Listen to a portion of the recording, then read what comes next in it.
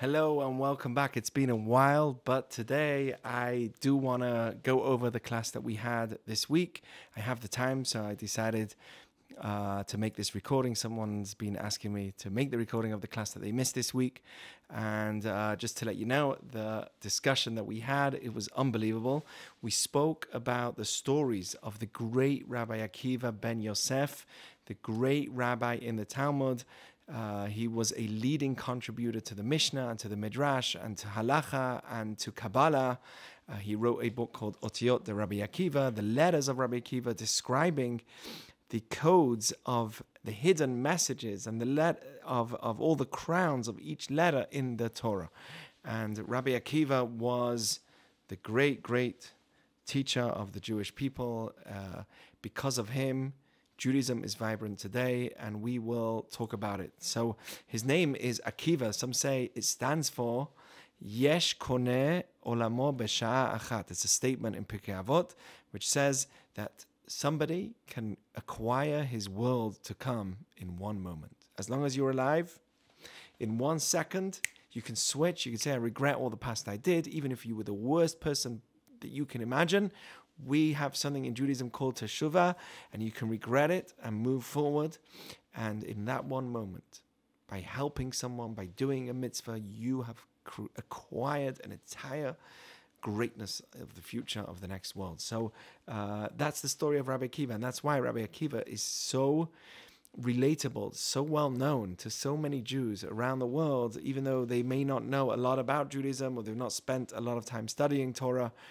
They've heard the name Rabbi Akiva. So I want to spend some time talking about what we learned this week of the many stories of Rabbi Akiva. There are many. I'm not going to tell you all of them, but I'm just going to go through what we discussed this week.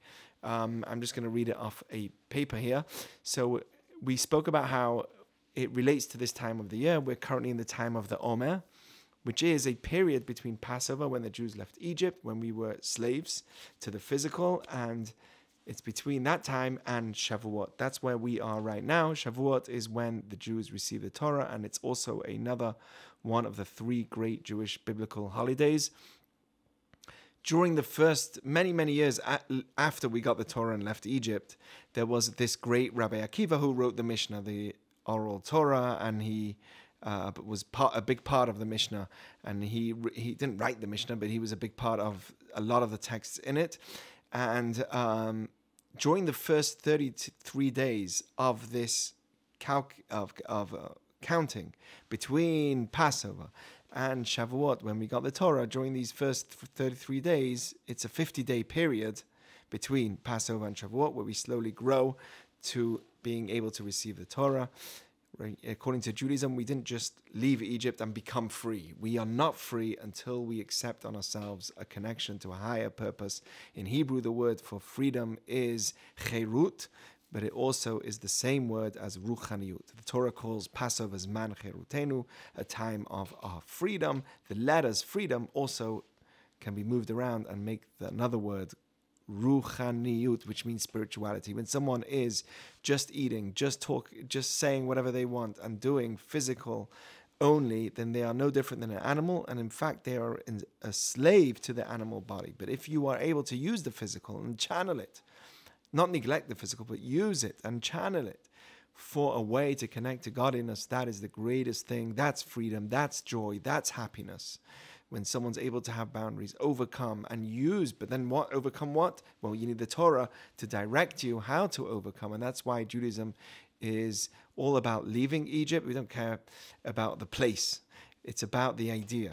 Leaving Egypt and accepting the Torah on Shavuot. The place of Egypt has no significance anymore to us. Neither does the place where we got the Torah have any significance to us at all. What matters is the story and the message that we have from it. So none of those places are holy to us in any way. What's holy is in here. Your mind is the Kodesh Kodashim, the Holy of Holies of the temple. Your soul is in here, and what you do in your mind, that's what makes you special. So during the first 33 days of the Omer, from the day after Passover, in the time of Rabbi Akiva, which was in the time of the 1st century, just after the second temple was destroyed, we have accustomed to have a little bit of mourning, like sadness. Why? Because Rabbi Akiva lost, in this first century, lost 24,000 students. Rabbi Akiva was not at all connected for the first 40 years of his life, but because of his own understanding and because of Rachel, he made the decision to connect to Judaism, and he started from bottom without knowing anything to becoming the greatest Jew of all time, one of the greatest of all time. And at the age of 120, he passed away. But at the age of 100, he lost 24,000 of his students. He started at 40. By the time he was 64, he had 24,000 students. By the time he was 100, all of his students suddenly died. There was a terrible plague called Askara. And this plague was something which chokes. It was in the mouth, and eventually the person passes away. And this plague killed 24,000 of his students. He never said that his students died because of a plague. He really attributed it, and this is a very important lesson in life from a Jewish perspective. Whenever you see a physical problem, yes, it might be physical, but there's a much deeper meaning behind it. We always look at it from a more spiritual lens. And Rabbi Akiva did that. He said that he attributed it to the fact that they didn't honor and respect each other, as great as they were, and they were the greatest. But because they were so great, the higher you climb a mountain, the higher you can fall. And when someone comes so great, it's more likely that they think that their opinion or their understanding is everything, and everybody else becomes ignored. And Rabbi Akiva attributed their sickness and this whole story that happened at the age of 100 to the fact that they were not respecting each other. And for that reason, till today, we have a custom. It's not a biblical requirement, but it's a Jewish custom to refrain from shaving and listening to music and having weddings, because of the fact we remember that 24,000 students of Rabbi Akiva passed away. But even though he lost his students, Rabbi Akiva did not give up teaching. At the age of 100, in his old age, he went down south, the Talmud says, in Yevamot, and he taught another 5 students, one of which, each one of them was the greatest, Meir Balanes, but one of which was Reb Shimon Bar Yochai. Reb Shimon Bar Yochai is the one that wrote the Zohar, that taught us Kabbalah, that gave us the teachings, that gives us the ability to go through our generation and the generation before us until Mashiach, the greatest Kabbalists, which is a way for us to understand Hashem a little more, to connect to godliness, to connect to the higher worlds, was one of the things that we as the Jewish people really needed, and we got it as a gift from the Zohar, Reb Shimon Bar Yochai, the student of Rabbi Akiva. All because Rabbi Akiva at the age of 100 lost 24,000 students, never gave up, and he went down south and taught another 5 students. So the idea of not giving up is so important, and that's what we spoke about. That's the story of the Zohar, Reb Shimon Bar Yochai, the student of Rabbi Akiva, that eventually, many years later, Reb Shimon Bar Yochai passed away. And he passed away on the 33rd day, which is of the Omer, which happens to be many years before the day, exact day when the plague stopped of Reb Shimon Bar Yochai. And it was a message from Hashem to tell us that if, even though something terrible happens, if you keep going and you grow from that challenge, the greatest thing is going to come out of it. And on that specific day, the great light of Rabbi Akiva, of Reb Shimon Bar Yochai, the student of Rabbi Akiva, was revealed to the world. And he passed away, and his books and his teachings were given over to us. And the great light that Reb Shimon Bar Yochai brought to the world remained in this world. And it was a great, great gift that we were given, all because Rabbi Akiva didn't give up. So that's why the 33rd day of the Omer is also the day that affected Rabbi Akiva's students, and the plague that affected them ended. We celebrate Lag Baomer, which is the 33rd day of the Omer, to honor the great light that Reb Shimon Bar Yochai brought into the world, and to mark the end of this plague. Rabbi Akiva's resilience and dedication to teaching are so important, and it's the reason why Judaism remains the Judaism that it is today. He was in a time where everything was falling apart. The temple was destroyed, and everything was chaos. But Rabbi Akiva was able to, he was a gift at the time of destruction, but he was able to go and bring 5 more students and teach and not give up. So we spoke about the idea of not giving up, and this was actually a teaching that Rabbi Akiva himself said. There's a verse in Kohelet. Kohelet is one of the books that Solomon writes, which is treated very, very importantly to us. He was one of the books of the Ketuvim, one of the 24 books that we have. And in Kohelet chapter 11, he says like this: sow your seeds in the morning, plant in the morning, and don't hold back your hand in the evening.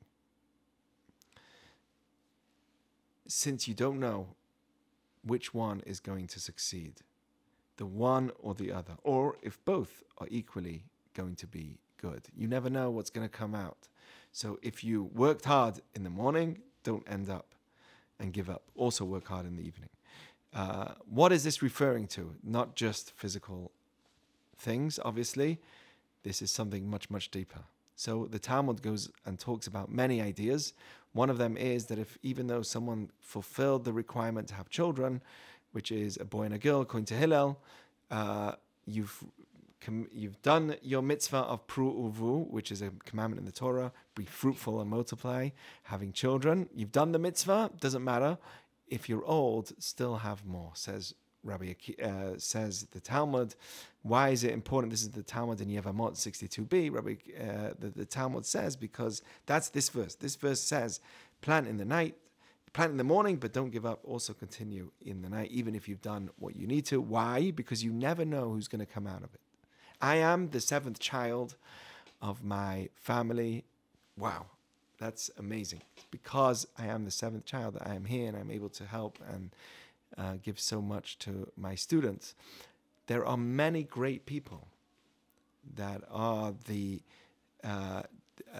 result of a child that happened later on in life to a parent, and they didn't give up, or they had a child later on in life, and that child brought great light to the world. So that's what we're saying. Plant in the morning and in the evening. So that's one thing. But Rabbi Akiva says, no, this verse is also talking about teaching. If you study Torah in your youth, you should teach or study more Torah in your old age. Don't say, I've studied, that's it, it's enough. You never know what you can come up with in your old age. You never know who you can influence in your old age. And he continued, if you had students and you taught in your youth, you should additionally teach in your old age. Never give up. As it says in this verse, in the morning sow your seed and don't give up and hold back your hand in the evening, because you never know which one is going to bring out greatness. And Rabbi Akiva, at the end of his life, went and taught, and he got Reb Shimon Bar Yochai and the 5 greats that we have. Okay, so we spoke about that. What's the lesson that we can learn from Rabbi Akiva in regards to not giving up? Never give up. Not only don't give up, because if you don't give up and you keep going, you never know that at the end of your life, when you put in your effort and you didn't give up, that's where most blessing comes. Blessing has a lot to do with effort in Judaism. So that's the message of Rabbi Akiva. And you know what? It's deeper than that. We ask the question, when in life do we not feel good with ourselves? And the answer is when we don't live to our potential. If someone makes a lot of money at the age of 40 and then that's it and then does nothing for the rest of his life, that's devastating. Yeah, it's true you could retire at the age of 40, but what else are you doing with your life? So in Judaism, we also believe, and this is very important, happiness is to do with me living to my potential. If I'm not living to my potential, I will be upset with myself. And that's the story of Rabbi Akiva. Giving up is the worst thing for your own self-conscience, for your own feeling of guilt.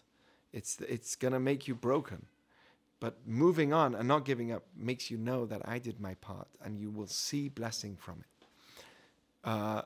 So we spoke about the idea that we celebrate the day that Reb Shimon Bar Yochai, the student of Rabbi Akiva, passed away.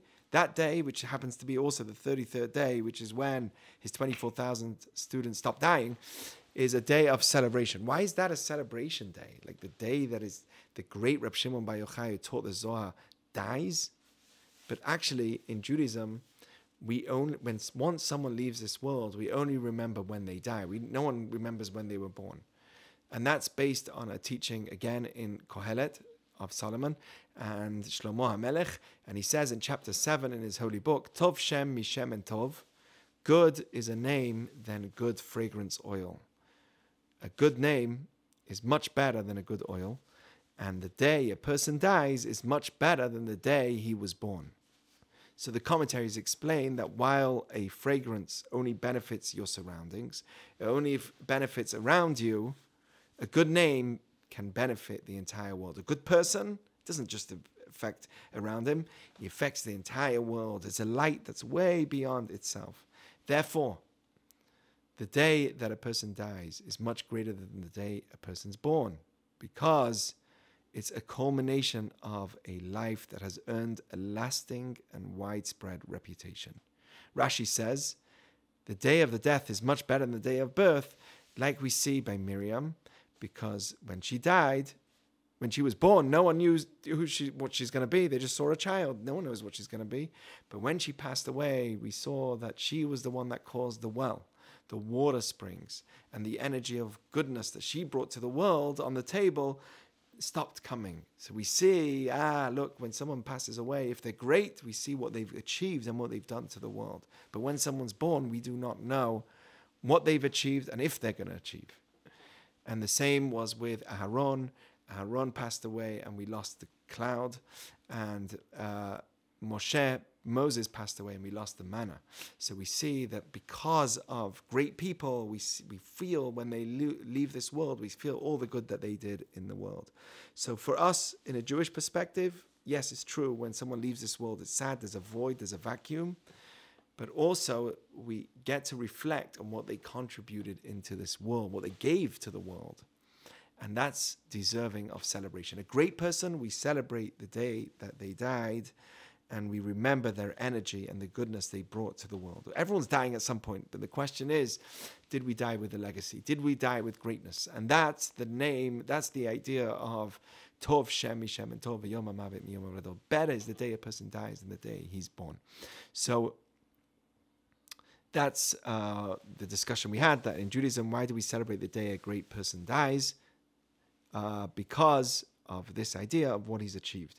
And why is it oil that is compared to a great person? We said better is a good name than a great oil, or a great oiled fragrance. Back in the day, they would make perfume with oils. They'd put oils and spices, and they would give off a great smell. So why oil? There's many things that can help the surroundings. I mean, why just oil? Why oil? And the answer given also is because oil is something that separates. Oil always comes to the top. If you put oil and water will be at the bottom, oil will come to the top. And great people, they always stick out. At the end of the day, at the beginning, it looks like it's all mixed and it's fine, but at the end of the day, it's all very clear. When they leave this world, and centuries later, it's very clear who was great and who was not great. Maybe created great things. Maybe they were great inventors. They invented a lot, but who says that they are going to be great people? And great people is really seen and appreciated only later on after the person leaves. So that's why it's oil. Oil is something that never mixes, and it also always comes out to the top. They stick out and you see clearly their greatness. So that's why we celebrate the day that Reb Shimon passed away, and we celebrate by making a lot of fire and light, and we celebrate the light that he brought to the world. Okay, now we spoke also about the story of Rabbi Akiva, where he said, everything is for the good. This is a story that's brought down in the Talmud in Brachot, where Rabbi Akiva said one must always accustom himself to say everything that God does, he does for the good. And the story is told that Rabbi Akiva was traveling and he came to this place, the city, and they didn't let him in. They would not let Rabbi Akiva come in, so he decided to sleep on the street, and he had with him, as he said that, he went to a nearby field, and he said, everything's for the good. They don't let me come in the city. It's night, it's dangerous, but everything's for the good. He gets to the middle of the field. He lays down. He's with a rooster. He's with a candle for light, a rooster for food. and he's with a donkey, which is his form of travel. And that night, the wind came and blows out his tremendously strong wind, blows out his candle. And he says, what can I do? Everything's for the good. Another cat comes and he eats his rooster. And he says, everything's for the good. And then a lion comes and eats and kills his donkey. And he says, everything's for the good. And the next day, a fugitive from the city, there was a great fire and fighting, and there was this whole city was taken into captivity, and there was this one fugitive that managed to run away, and he told him that the city was destroyed. So the next day when he saw that, he realized, and everyone was taken captivity, he realized that, he says, didn't I tell you, everything that God does, he does for the good. Everything's for the good. Because if the light would have been on, they would have seen him. And if the rooster was alive, they would have heard it, and they would have found Rabbi Akiva. And if the donkey was alive, they would have seen him. So all of it was taken, but it was all for the good. And that's what Rabbi Akiva said himself, that a person should always be accustomed to saying that everything that God does is for the good. So why are we actually told to believe or to be accustomed to say that everything's for the good? And also he uses that wording. Rabbi Akiva says, be accustomed to say that everything's for the good. Why accustom yourself to say everything's for the good?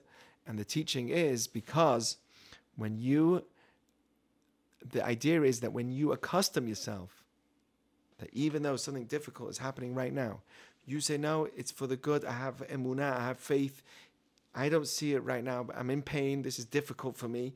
But I believe that nothing happens for no reason. Everything has a good reason at the end. Someone who is able to have that mindset will actually turn the table of events for the good.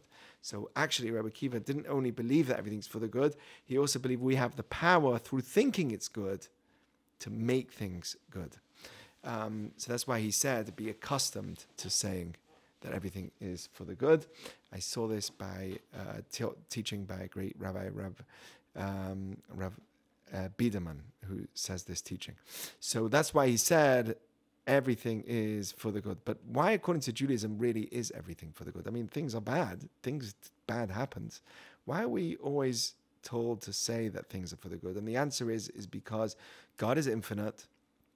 The creator of the universe, when he created everything, everything he saw, he said, Vayar Elokim Kitov. He saw that it was good. Everything he created, he said at the end, it was good. And what does it mean? It was good, not just for then. God's an infinite being. He means throughout the test of time, I created it for a reason, and it's for the good. Good in Hebrew means fills its purpose, tikkun. If you look at the commentaries, tov means tikkun. It fills its purpose. Everything has a purpose, and that in itself is good. If I'm here for no reason, that's not good. But everything that happens is for the good, has a purpose. And one should always be accustomed to saying that. And then we will benefit from seeing the good in everything. So that was one of his great teachings. And it's really, really a very, very strong philosophy in Judaism, that since everything has a reason, everything has a reason behind it being created, now that we believe and we understand that there's a creator, and nothing here is for no reason. And if it's all for a reason, God doesn't need to take. He doesn't need it. The essence of things, God really doesn't need to take it. And that's why everything really is for the good. He only wants to give us. Okay? He wants to need, and he chooses to need what we do for him. When we pray and serve him, he really wants it, and he needs it. But at the end of the day, to the core of it, God is an infinite being and is not lacking. And with that being said, if that's true, so when he created us from the place of not lacking, and because he's an infinite being, and everything is therefore for the good. Okay, so discussion number four we had was Rabbi Akiva started with nothing. Rabbi Akiva discovered Judaism at the age of 40. This is why he's so great to the Jewish people. He became a leader at the age of 64. starting as a shepherd and the child of a convert. Not only was he child of a convert, but he was the child, the grandchild of the ones that destroyed the temple. So he comes from a lineage of the enemy of the Jewish people, and eventually his father and him, who are now Jewish, but they're from the background of someone that was not only not Jewish, but also the hater of the Jewish people, and he converted, and he then rose to become the greatest of the greats, a leading contributor to the Mishnah and the Talmud. He was known as the Rosh HaChachamim, the chief, the greatest of all the Chachamim. He learned Hebrew by joining a kid's school and slowly made his way to the top. So we spoke about starting with nothing. And why is it that sometimes those that didn't grow up with any Judaism can become greater than those that grew with it? And everyone came to the conclusion that, and that's what it says in the Talmud, "B'makom shebalei tshuva omdin, en tzadikim gemurim yecholim la'amod," in the place that people that come back to Judaism stand, even the greatest tzaddikim can't stand. Why is it that they are so great in Judaism? Why is it sometimes that someone who's born with it is not as great as someone who comes into it later on in life, like Rabbi Akiva? And the answer is because you have a mature mindset. When you're 40 and you actually learn the ideas of Judaism, you're coming and approaching it with a mature mind, with an adult mind. So you're thinking, you're really choosing this, you want to hear it. And even the most basic things, you see it from a whole different lens, and it has a huge effect.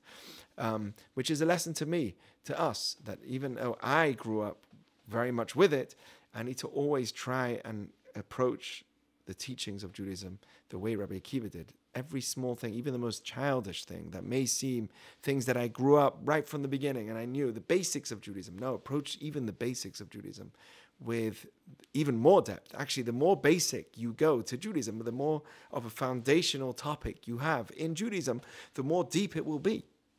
And that's really the lesson that we should learn from that. Okay? And then finally, we spoke about the great story of Rabbi Akiva. His wife believed in him. Rabbi Akiva served as a shepherd. He was a shepherd for the great Kalba Savua, which means the satiated dog, because everyone was so poor. It was the time of the destruction, and there was only Kalba Savea who had so much wealth and money and was able to support everybody and feed everybody. And he was a great man, and he was named the satiated dog because people would come hungry as dogs and leave satiated full. So that's why he was so great.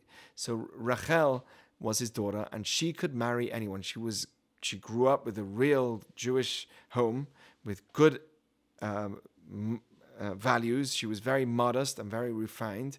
And she saw this shepherd, and she saw how he looked after the sheep and the cattle, and she saw in him a leader. She saw he could be the future Moses. He could be the leader of our generation. She saw his greatness. And because of that, she went to him and told him, "I will marry you if you go and study Torah." Rabbi Akiva said, "You'll marry me? I know nothing. I don't know Hebrew. I don't know anything." And he said, "No, I'm not fit for this." Until Rabbi Akiva said, water dripping on a rock, and he made the decision. He said, wait, if water can penetrate a rock and make a hole in it, all the more so Torah, which is like water, can penetrate my heart, which is softer than a rock. And with that, he made the conclusion himself, I can do this. I really can grow in my Judaism. By the sight of the water penetrating a rock, realized that Torah could penetrate his heart just as water could shape a stone. And he agreed, and they married secretly. And Kalba Savea hears that his daughter married his own shepherd, one of his many shepherds, and he couldn't believe it. You married that man. And because of it, he was so distraught that his daughter, who's so great, who got such good education, is going to marry this person. He made a vow, he made a promise that she will never benefit from anything that he owns, and everything belonged to him. Everyone was poor, and all the money, all the wealth was his. So if she's disowned and he made a promise, then she's going to be really poor. And that's exactly what happened. They both became very, very poor, and they lived in a little hay barn. And she was very, Rabbi Akiva and Rachel were living there, and Rabbi Akiva, it says that he took a straw and he made it into a crown, and he said, this is with straw, he said, this is the crown of Jerusalem, the Yerushalayim Shel Zahav. This is the one day I'm going to make a lot of money, and I'm going to make you a crown, which is of Yerushalayim Shel Zahav, which is where they get that in the song, Jerusalem crown of gold. I'm going to make you a beautiful golden shaped crown, and I'm going to place it on you. And in order to not, the Talmud says that in order for them not to be sad about their situation, someone knocked on their door, which was Eliyahu Navi, Elijah the prophet, knocks on their door of the barn and says, hey, please, I need some, my wife is about to give birth and we need at least some hay. You have a lot of hay.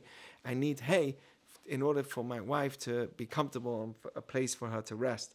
And of course they gave the hay to Eliyahu Navi, to this stranger. But really, it was in order to comfort Rabbi Akiva and make him realize that his situation is not so bad. There's people with something much, much worse. And that's why this happened. But Rabbi Akiva had to stick to his promise, and he had to go and learn Torah.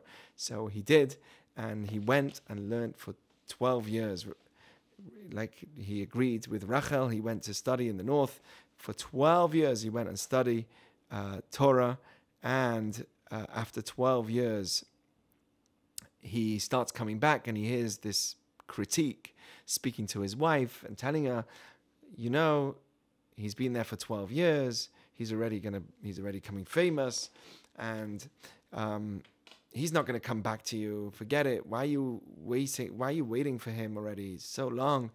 And she says, Rachel says to this stranger, excuse me, he went for 12 years, but if it was up to me, I'll tell him to go for 24.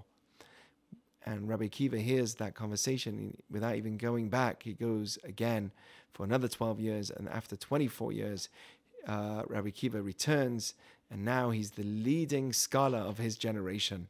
And he has with him 24,000 students. And he's coming into Jerusalem, and Rachel's dressed in simple clothing, and she goes out to greet him amongst all the people that come to greet the great Rabbi Akiva, and they don't know who she is, and she's trying to get close to Rabbi Akiva, and they tell her, hey, you're in the way, maybe move aside, and she says, no, and then Rabbi Akiva sees her, and he says, no, stop, please let her come, leave her, and he says to the crowd, what is mine and what is yours, all that is mine, all the Torah I've learned, and all the Torah that you have learned, is all because of her. All this that we've done is all because of my great wife. Leave her.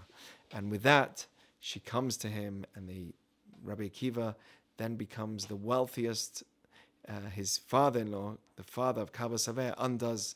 Rabbi Akiva is the one that undoes the vow, the promise. He asks Kava Savea, if you would have known, would you have made such a promise?